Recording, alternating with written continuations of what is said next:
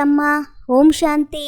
ತಮ್ಮ ರಾಯಲ್ ಚಲನೆಯಿಂದ ಸೇವೆ ಮಾಡಬೇಕಾಗಿದೆ. ಶ್ರೀಮತದಂತೆ ಬುದ್ಧಿಯನ್ನು ಪರಿಶುದ್ಧ ಮಾಡಿಕೊಳ್ಳಬೇಕಾಗಿದೆ. ಮಾತೆಯರಿಗೆ ಗೌರವ ಕೊಡಬೇಕಾಗಿದೆ ಅಂತ ಬಾಬಾ ಹೇಳ್ತಿದ್ದಾರೆ ತಮ್ಮ.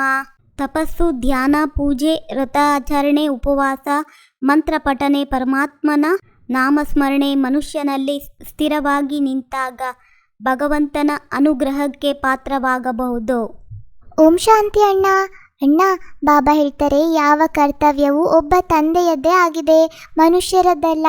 ಇಡೀ ಜಗತ್ತನ್ನು, ವಿಶ್ವದಲ್ಲಿ ಶಾಂತಿಯ ಸ್ಥಾಪನೆ ಮಾಡುವುದು ತಂದೆ ಕರ್ತವ್ಯವಾಗಿದೆ. ಮನುಷ್ಯರು ಬಲೆ ಎಷ್ಟೇ ಸಮ್ಮೇಳನ ಮುಂತಾದವುಗಳನ್ನು ಮಾಡ್ತಾ ಇರಲಿ, ಆದರೆ ಶಾಂತಿ ಸ್ಥಾಪನೆ ಆಗೋದಕ್ಕೆ ಸಾಧ್ಯವಿಲ್ಲ.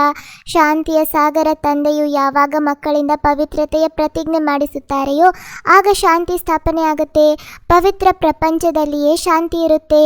ನೀವು ಮಕ್ಕಳು ಈ ಮಾತನ್ನು ಬಹಳ ಶಕ್ತಿಯಿಂದ, ಯುಕ್ತಿಯಿಂದ ಮತ್ತು ಸುಂದರವಾಗಿ ತಿಳಿಸಿ, ಆಗ ತಂದೆಯ ಹೆಸರು ಪ್ರಸಿದ್ಧವಾಗುತ್ತೆ. ಅಣ್ಣ, ಇಂದಿನ ಗೀತೆಯಾಗಿದೆ, ನಾನು ಅತಿ ಪುಟ್ಟ ಮಗುವಾಗಿದ್ದೇನೆ. ಓಂ ಶಾಂತಿ. ಈ ಗೀತೆಯಂತೂ ಭಕ್ತಿ ಮಾರ್ಗದ ಗಾಯನವಾಗಿದೆ. ಯಾಕೆಂದರೆ ಒಂದು ಕಡೆ ಭಕ್ತಿಯ ಪ್ರಭಾವ, ಇನ್ನೊಂದು ಕಡೆ ಜ್ಞಾನದ ಪ್ರಭಾವ ಇದೆ. ಭಕ್ತಿ ಮತ್ತು ಜ್ಞಾನದಲ್ಲಿ ರಾತ್ರಿ ಹಗಲಿನ ಅಂತರವಿದೆ. ಯಾವ ಅಂತರವಿದೆ? ಇದಂತೂ ಬಹಳ ಸಹಜವಾಗಿದೆ. ಭಕ್ತಿಯು ರಾತ್ರಿಯಾಗಿದೆ ಮತ್ತು ಜ್ಞಾನವು ದಿನವಾಗಿದೆ. ಭಕ್ತಿಯಲ್ಲಿ ದುಃಖವಿದೆ. ಯಾವಾಗ ಭಕ್ತರು ದುಃಖಿಯಾಗುತ್ತಾರೆಯೋ ಆಗ ಭಗವಂತನನ್ನು ಕರೆಯುತ್ತಾರೆ ಮತ್ತು ಭಗವಂತನು ದುಃಖಿಗಳ ದುಃಖವನ್ನು ದೂರ ಮಾಡಬೇಕಾಗಿ ಬರ್ತಾರೆ. ಸತ್ಯಯುಗ ತ್ರೇತಾದಲ್ಲಿ ರಾಮನ ಸಂಪ್ರದಾಯವಾಗಿರುತ್ತದೆ. ಅವರಿಗೆ ಯಾವುದೇ ದುಃಖವಿರುವುದಿಲ್ಲ. ಅಶೋಕ ವಾಟಿಕೆಯಲ್ಲಿರುತ್ತಾರೆ. ಮತ್ತೆ ಅರ್ಧ ಕಲ್ಪದ ನಂತರ ರಾವಣ ರಾಜ್ಯವು ಪ್ರಾರಂಭವಾಗುತ್ತದೆ. ಈಗ ಮತ್ತೆ ತಂದೆಯು ಆದಿ ಸನಾತನ ದೇವಿ ದೇವತಾ ಧರ್ಮದ ಸ್ಥಾಪನೆ ಮಾಡುತ್ತಾರೆ. ಅದು ಎಲ್ಲದಕ್ಕಿಂತ ಸರ್ವೋತ್ತಮ ಧರ್ಮವಾಗಿದೆ. ಎಲ್ಲವೂ ಧರ್ಮಗಳಾಗಿವೆ. ಧರ್ಮಗಳ ಸಮ್ಮೇಳನವಾಗುತ್ತದೆ. ಭಾರತದಲ್ಲಿ ಅನೇಕ ಧರ್ಮದವರು ಬರುತ್ತಾರೆ, ಸಮ್ಮೇಳನಗಳನ್ನು ಮಾಡುತ್ತಾರೆ. ಈಗ ಯಾವ ಭಾರತವಾಸಿಗಳು ಧರ್ಮವನ್ನು ಒಪ್ಪುವುದೇ ಇಲ್ಲವೋ ಅವರು ಏನು ಸಮ್ಮೇಳನಗಳನ್ನು ಮಾಡುತ್ತಾರೆ? ವಾಸ್ತವದಲ್ಲಿ ಭಾರತದ ಪ್ರಾಚೀನ ಧರ್ಮವು ಆದಿ ಸನಾತನ ದೇವಿ ದೇವತಾ ಧರ್ಮವಾಗಿದೆ. ಹಿಂದೂ ಧರ್ಮವಂತೂ ಇಲ್ಲ. ಎಲ್ಲದಕ್ಕಿಂತ ಶ್ರೇಷ್ಠ ದೇವಿ ದೇವತಾ ಧರ್ಮವಾಗಿದೆ. ಈಗ ಕಾಯಿದೆಯು ಹೇಳುತ್ತದೆ, ಎಲ್ಲದಕ್ಕಿಂತ ಶ್ರೇಷ್ಠಾತಿ ಶ್ರೇಷ್ಠ ಧರ್ಮದವರನ್ನು ಸಿಂಹಾಸನದ ಮೇಲೆ ಕುಳ್ಳರಿಸಬೇಕು. ಅಂದ ಮೇಲೆ ಎಲ್ಲರಿಗಿಂತ ಮುಂಚೆ ಯಾರನ್ನೂ ಕೂರಿಸುವುದು. ಇದರ ಮೇಲೂ ಸಹ ಕೆಲವೊಮ್ಮೆ ಅವರಲ್ಲಿ ಜಗಳವಾಗಿ ಬಿಡುತ್ತದೆ. ಹೇಗೆ ಒಂದು ಬಾರಿ ಕುಂಭಮೇಳದಲ್ಲಿ ಜಗಳವಾಗಿ ಬಿಟ್ಟಿತು.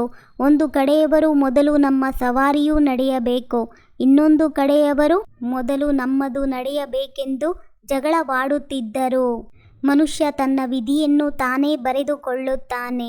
ಯಾರು ಹೇಗೆ ಯಾವ ರೀತಿಯ ಕರ್ಮಗಳನ್ನು ಮಾಡುತ್ತಾರೋ ಆ ರೀತಿಯೇ ಅವರ ವಿಧಿಯು ರೂಪುಗೊಳ್ಳುತ್ತದೆ.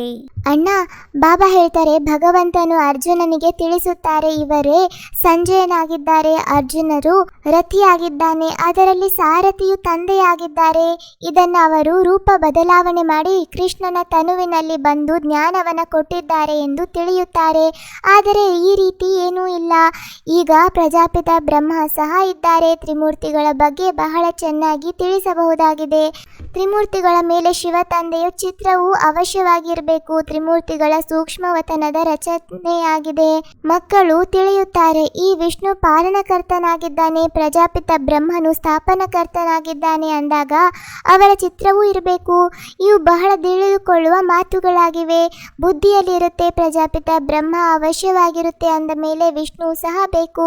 ಯಾರಿಂದ ಸ್ಥಾಪನೆ ಮಾಡಿಸುತ್ತಾರೋ ಅವರಿಂದಲೇ ಪಾಲನೆಯನ್ನು ಮಾಡಿಸ್ತಾರೆ. ಸ್ಥಾಪನೆಯನ್ನು ಬ್ರಹ್ಮರವರಿಂದಲೇ ಮಾಡಿಸ್ತಾರೆ.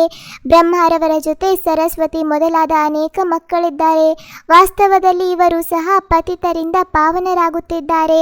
ಅಂದಾಗ ಸಮ್ಮೇಳನದಲ್ಲಿ ಆದಿ ಸನಾತನ ದೇವಿ ದೇವತಾ ಧರ್ಮದ ಮುಖ್ಯಸ್ಥರು ಜಗದಂಬೆಯಾಗಿರಬೇಕು. ಯಾಕೆಂದರೆ ಮಾತೆಯರಿಗೆ ಬಹಳ ಮಾನ್ಯತೆ ಇದೆ.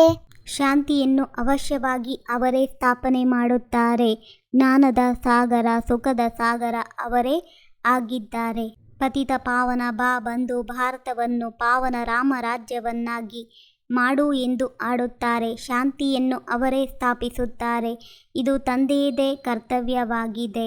ನೀವು ಯಾರು ನನ್ನವರಾಗುತ್ತೀರೋ, ರಾಜಯೋಗವನ್ನು ಕಲಿಯುತ್ತಾರೆಯೋ ಮತ್ತು ಪವಿತ್ರತೆಯ ಪ್ರತಿಜ್ಞೆಯನ್ನು ಮಾಡುತ್ತಾರೆ. ಬಾಬಾ, ನಾವು ಪವಿತ್ರರಾಗಿ 21 ಜನ್ಮಗಳ ಆಸ್ತಿಯನ್ನು ತೆಗೆದುಕೊಳ್ಳುತ್ತಿದ್ದೇವೆ ಎನ್ನುವವರೇ ಮಾಲೀಕರಾಗುತ್ತಾರೆ. ಪತಿತರಿಂದ ಪಾವನರಾಗುತ್ತಾರೆ. ಪಾವನ ಲಕ್ಷ್ಮೀನಾರಾಯಣರು ಎಲ್ಲರಿಗಿಂತ ಶ್ರೇಷ್ಠರಾಗಿದ್ದಾರೆ. ಈಗ ಮತ್ತೆ ಪಾವನ ಪ್ರಪಂಚದ ಸ್ಥಾಪನೆಯಾಗುತ್ತಾ ಇದೆ. ನೀವು ಶಾಂತಿಗಾಗಿ ಸಮ್ಮೇಳನಗಳನ್ನು ಮಾಡುತ್ತೀರಿ, ಆದರೆ ಮನುಷ್ಯರು ಶಾಂತಗೊಳಿಸುತ್ತಾರೆಯೇ? ಇದು ಶಾಂತಿಯ ಸಾಗರ ತಂದೆಯ ಕಾರ್ಯವಾಗಿದೆ. ಸಮ್ಮೇಳನದಲ್ಲಿ ದೊಡ್ಡ ವ್ಯಕ್ತಿ ಬರುತ್ತಾರೆ, ಬಹಳ ಸದಸ್ಯರು ಆಗುತ್ತಾರೆಂದರೆ ಅವರಿಗೆ ಸಲಹೆಯನ್ನು ಕೊಡಬೇಕಾಗುತ್ತದೆ. ತಂದೆ ಮಕ್ಕಳ ಪ್ರತ್ಯಕ್ಷತೆ ಮಾಡುತ್ತಾರೆ. ಶಿವಬಾಬನ ಮೊಮ್ಮಕ್ಕಳು, ಬ್ರಹ್ಮರವರ ಮಕ್ಕಳು ವಿದ್ಯಾದೇವತೆಗಳಾಗುತ್ತಾರೆ. ಅವರಿಗೆ ಪರಮಾತ್ಮನೇ ಜ್ಞಾನವನ್ನು ಕೊಟ್ಟಿದ್ದಾರೆ. ಮನುಷ್ಯರಂತೂ ಶಾಸ್ತ್ರಗಳ ಜ್ಞಾನವನ್ನು ಓದುತ್ತಾರೆ. ಈ ರೀತಿ ಚೆನ್ನಾಗಿ ತಿಳಿಸಿದ್ದೇ ಆದರೆ ಬಹಳ ಮಜವಾಗಿರುತ್ತದೆ. ಯುಕ್ತಿಯನ್ನು ಅವಶ್ಯವಾಗಿ ರಚಿಸಬೇಕಾಗುತ್ತದೆ. ಪ್ರಪಂಚ ಹೇಗೆ ಇದ್ದರೂ ದೋಷಿಸುತ್ತದೆ. ಶ್ರೀರಾಮನಂತಿದ್ದರೂ ಸತ್ಯ ಹರಿಶ್ಚಂದ್ರನಂತರಾದರೂ. ಆದ್ದರಿಂದ ಲೋಕ ಮೆಚ್ಚಿಸುವ ಹುಚ್ಚು ಬೇಡ. ಸದಾಕಾಲ ನೀನಾಗಿರು. ಅಣ್ಣ, ಬಾಬಾ ಹೇಳ್ತಾರೆ, ರಾವಣನು ಬಂದು ಕಲ್ಲು ಬುದ್ಧಿಯವರನ್ನಾಗಿ ಮಾಡುತ್ತಾನೆ. ಅವರ ಹೆಸರೇ ಅಸುರಿ ಸಂಪ್ರದಾಯವರೆಂದು ಆಗಿದೆ. ದೇವತೆಗಳ ಮುಂದೆ ಹೋಗಿ ನಮ್ಮಲ್ಲಿ ಯಾವುದೇ ಗುಣವಿಲ್ಲ, ನಾವು ಕಾಮಿ ಕಪಟಿಯಾಗಿದ್ದೇವೆ ಎಂದು ಹೇಳುತ್ತಾರೆ. ನೀವು ಮಾತೆಯರು ಚೆನ್ನಾಗಿ ತಿಳಿಸ್ಕೊಡಲು ಸಾಧ್ಯವಿದೆ. ಮುರಳಿ ನುಡಿಸಲು ಇಷ್ಟೊಂದು ಉತ್ಸಾಹವಿರಬೇಕು. ದೊಡ್ಡ ದೊಡ್ಡ ಸಭೆಗಳಲ್ಲಿ ಇಂತಹ ಮಾತುಗಳನ್ನಾಡಬೇಕು. ಮಮ್ಮಾರವರು ವಿದ್ಯಾ ದೇವತೆಯಾಗಿದ್ದಾರೆ. ರವರಿಗೆ ಎಂದು ಸಹ ವಿದ್ಯಾದೇವ ಎಂದು ಕರೆಯುವುದಿಲ್ಲ. ಸರಸ್ವತಿಯ ಹೆಸರು ಗಾಯನ ಮಾಡಲ್ಪಟ್ಟಿದೆ. ಕೆಲವರು ತಮ್ಮ ಹೆಸರನ್ನೇ ಹಾಗೆ ಇಟ್ಟುಕೊಳ್ತಾರೆ. ಮಾತೆಯರ ಹೆಸರನ್ನು ಪ್ರಸಿದ್ಧಗೊಳಿಸಬೇಕಾಗಿದೆ. ಕೆಲವರು ಅಣ್ಣಂದಿರಿಗೆ ದೇಹಾಭಿಮಾನವಿರುತ್ತೆ. ನಾವು ಬ್ರಹ್ಮಕುಮಾರರು, ವಿದ್ಯಾದೇವತೆ ಅಲ್ಲ. ಅರೆ, ಬ್ರಹ್ಮರವರೇ ತನ್ನನ್ನು ವಿದ್ಯಾದೇವನೆಂದು ಹೇಳುವುದಿಲ್ಲ. ಮಾತೆಯರ ಬಗ್ಗೆ ಬಹಳ ಗೌರವವನ್ನು ಇಡಬೇಕು. ಈ ಮಾತೆಯರೇ ಜೀವನವನ್ನು ಪರಿವರ್ತಿಸುವವರಾಗಿದ್ದಾರೆ. ಮನುಷ್ಯರಿಂದ ದೇವತೆಗಳನ್ನಾಗಿ ಮಾಡುವವರಾಗಿದ್ದಾರೆ. ಮಾತೆಯರು ಸಹ ಇದ್ದಾರೆ, ಕನ್ಯೆಯರು ಸಹ ಇದ್ದಾರೆ. ಅದರ್ ಕುಮಾರಿಯರ ರಹಸ್ಯವಂತೂ ಯಾರೂ ತಿಳಿದುಕೊಂಡಿಲ್ಲ. ಭಲೆ ವಿವಾಹ ಮಾಡಿಕೊಂಡಿದ್ದರೂ ಸಹ ಅವರು ಬ್ರಹ್ಮಕುಮಾರಿಯಾಗಿದ್ದಾರೆ.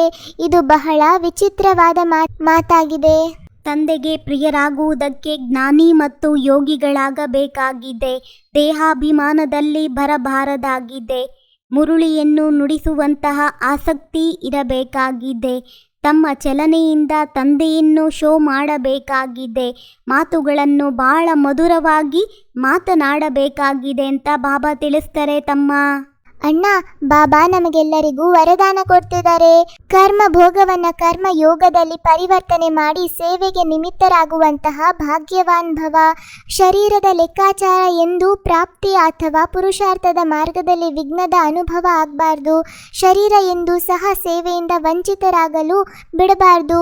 ಭಾಗ್ಯವಾನ್ ಆತ್ಮ ಕರ್ಮ ಭೋಗದ ಸಮಯದಲ್ಲೂ ಸಹ ಯಾವುದಾದರೂ ಒಂದು ಪ್ರಕಾರದಿಂದ ಸೇವೆಗೆ ನಿಮಿತ್ತರಾಗಿ ಬಿಡುತ್ತಾರೆ. ಕರ್ಮ ಭೋಗ ಸಣ್ಣದಿರಬಹುದು, ದೊಡ್ಡದಿರಬಹುದು, ಆದರೆ ಅದರ ಕಥೆಯನ್ನು ವಿಸ್ತಾರ ಮಾಡಬೇಡಿ. ಅದನ್ನು ವರ್ಣನೆ ಮಾಡುವುದು ಅಂದರೆ ಸಮಯ ಮತ್ತು ಶಕ್ತಿಯನ್ನು ವ್ಯರ್ಥವಾಗಿ ಕಳೆದುಕೊಳ್ಳುವುದು. ಯೋಗಿ ಜೀವನ ಎಂದರೆ ಕರ್ಮ ಭೋಗವನ್ನು ಕರ್ಮ ಯೋಗದಲ್ಲಿ ಪರಿವರ್ತನೆ ಮಾಡಿಬಿಡುವುದು. ಇದೇ ಆಗಿದೆ ಭಾಗ್ಯವಂತನ ನಿಶಾನಿ. ಅಣ್ಣ, ಇಂದಿನ ಸ್ಲೋಗನ್ ಆಗಿದೆ, ದೃಷ್ಟಿಯಲ್ಲಿ ದಯೆ ಮತ್ತು ಶುಭ ಭಾವನೆ ಇದ್ದಾಗ ಅಭಿಮಾನ ಅಥವಾ ಅಪಮಾನದ ದೃಷ್ಟಿ ಸಮಾಪ್ತಿಯಾಗಿ ಬಿಡುವುದು. ನಿಮ್ಮೆಲ್ಲರಿಗೂ ಈ ಅಣ್ಣ ತಮ್ಮನ ಮುರುಳಿಯ ಕಾನ್ವರ್ಸೇಷನ್ ಇಷ್ಟ ಆಗಿದರೆ ಲೈಕ್ ಮಾಡಿ, ಶೇರ್ ಮಾಡಿ ಹಾಗೂ ಈ ಚಾನೆಲ್ನ ಸಬ್ಸ್ಕ್ರೈಬ್ ಆಗೋದನ್ನು ಮರಿಬೇಡಿ. ಓಂ ಶಾಂತಿ.